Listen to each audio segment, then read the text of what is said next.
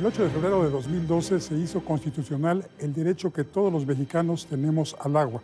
Sí, aunque parezca increíble, esto no estaba incluido en la Constitución. Es un derecho humano. Y hay agua suficiente, pero en el país está mal distribuida. De eso vamos a platicar esta noche. Hoy nos acompaña Óscar Cantón Cetina. Él fue senador de la República, es licenciado en Derecho.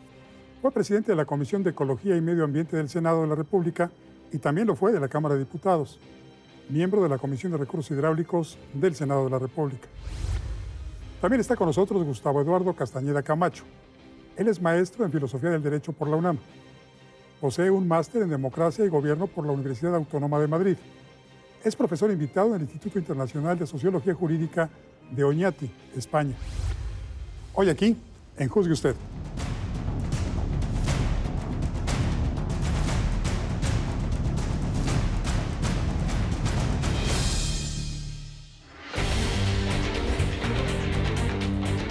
Tiene poco tiempo, apenas en el 2012, que el derecho al agua fue consagrado en la Constitución. Pero los principios universales son más añejos, ¿no, maestro Castañeda? Sí, precisamente, Francisco, de hecho, a partir de la Convención del Río de Mar de la Plata, que fue en Argentina en 1977, fue que se empezó a plantear cuáles serían los contenidos y alcances del derecho al agua. Digamos que serían los albores de este derecho. Sin embargo, fue hasta la Observación General número 15 del Comité de Derechos Económicos, Sociales y Culturales del 2010 que como tal ya se fijó cuál serían el derecho al agua. Derecho al agua. ¿Sí verdaderamente se cumple este derecho, licenciado Cantón? No, Paco. Tenemos todo el andamiaje legislativo, jurídico, constitucional partiendo, pero por supuesto que no está la implementación, no está la operación, no está el aterrizaje. Y por eso gran parte de la población de México no tiene agua potable, no tiene para el uso doméstico mínimo y hay un enorme derroche de esa agua, del agua dulce y una gran contaminación de ese recurso hídrico. No, nos falta mucho instrumentación. Se ha privilegiado más el uso del agua para centros urbanos que para el desarrollo agropecuario, por ejemplo, ¿no es así? Estoy de acuerdo con lo que indica Francisco. Lo que sí sucede es de que el derecho al agua tiene una característica, es que no debe de ser implementado de forma discriminada, como lo indica el artículo primero, párrafo quinto de la Constitución. El acceso a los recursos hídricos deben de ser para todos. Sin embargo, en la realidad, lo que sucede es de que se le favorece más a las zonas urbanas que a las zonas agropecuarias o rurales. Y eso es algo que la clase política tendría que trabajar a través de reformas legislativas y, como indicaba Óscar, pues a través de infraestructura. No obstante, licenciado Cantón, hay mucha agua que sí se destina no a centros urbanos, no a producción agropecuaria, pero sí, por ejemplo, se desperdiciaría en minería y ahora también en el fracking, en la extracción de petróleo de las rocas por medio de presión hidráulica. Claro, claro. Pero hay que recordar algo también, Paco. Acoto lo que también decía Gustavo, que tiene toda la razón. 70% del agua que se llega a tener en las manos del ser humano se utiliza para fines agrícolas, pero se desperdicia profundamente. Es decir, no está bien utilizada. Ahora, nosotros estamos teniendo ya elementos que son gravísimos para el desarrollo y para el futuro de la humanidad y de México, por supuesto, como el fracking. Esta explotación del crudo, del petróleo, a base de inyectar agua, pero que a cantidades y que todo se contamina. Y la minería utiliza cantidades enormes de agua. Por lo tanto, no está siendo efectivo ese derecho humano al acceso al agua, porque no tienen agua potable en su casa, no tienen para su bienestar o para los usos domésticos. ¿Y hay alguna penalidad porque el Estado no cumpla con la obligación de garantizar este derecho? Lo que sucede es de que el derecho al agua como tal es un derecho económico, social y cultural, es decir, de segunda generación, y por lo tanto se dificulta a veces que sea justiciable ante tribunales domésticos o tribunales internacionales. Sin embargo, a nivel regional, la Corte Interamericana de Derechos Humanos sí se ha pronunciado ya de forma tal vez un poco tenue sobre la justiciabilidad de estos derechos. Sin embargo, si me preguntaras que como tal existe alguna medida punitiva respecto al Estado, diría que sería, pues, en cierta manera débil, porque te digo, es un derecho progresivo.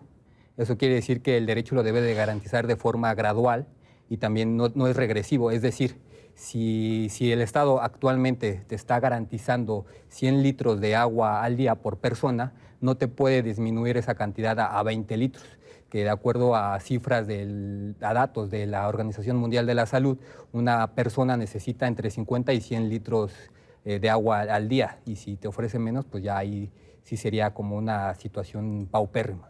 Paco, yo creo que ese es uno de los grandes retos que tiene México, el manejo integral del agua. Ese es el punto fundamental, la responsabilidad del Estado, la responsabilidad del gobierno para constituir todo un sistema de distribución, de captación, de saneamiento, de acceso, pues, al agua en todas sus manifestaciones.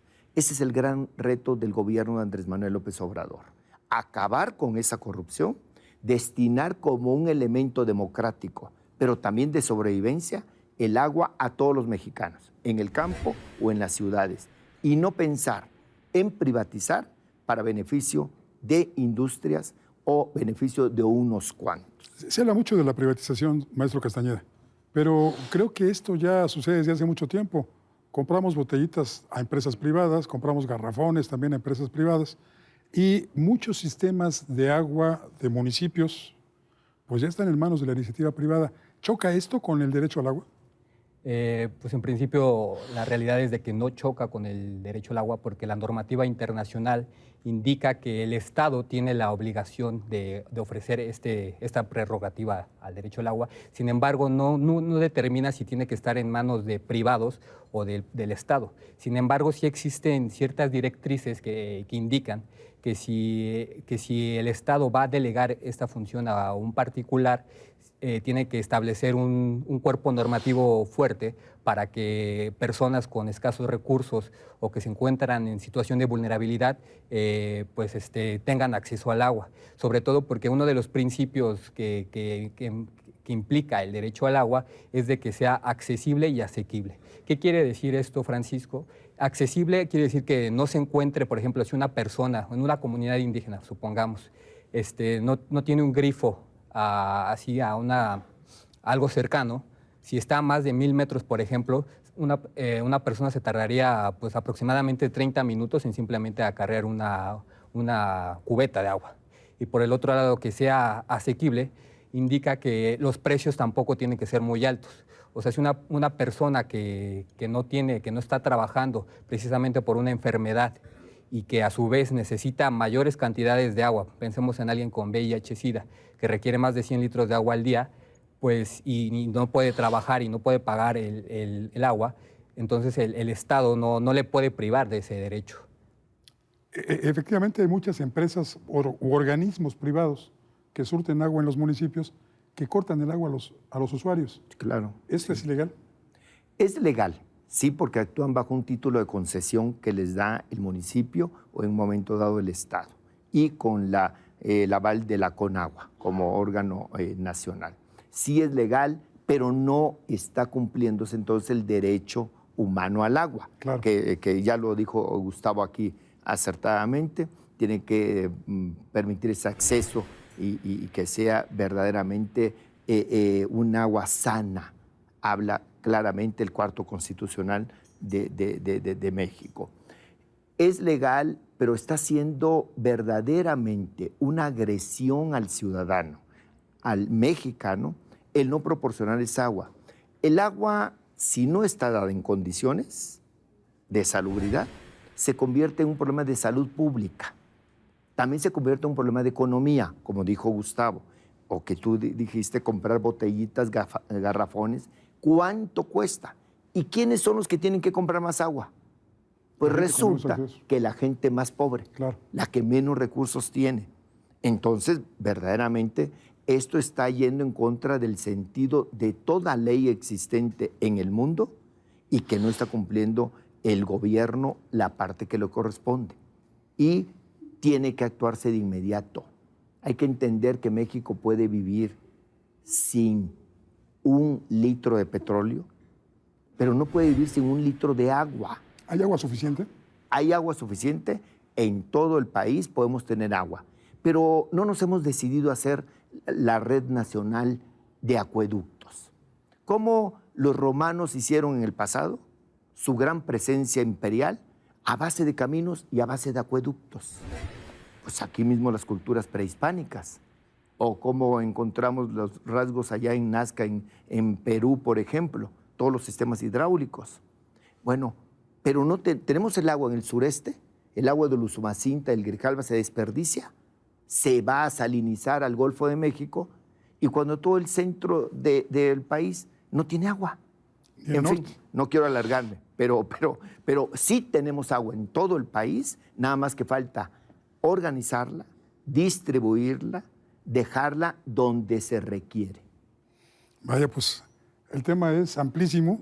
Tendríamos que estar platicando casi toda la noche, pero el tiempo se nos ha agotado.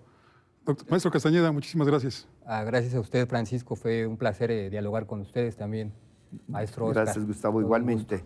Licenciado Cantón, Paco, gracias. muchas gracias por la invitación. Buenas noches. Buenas noches.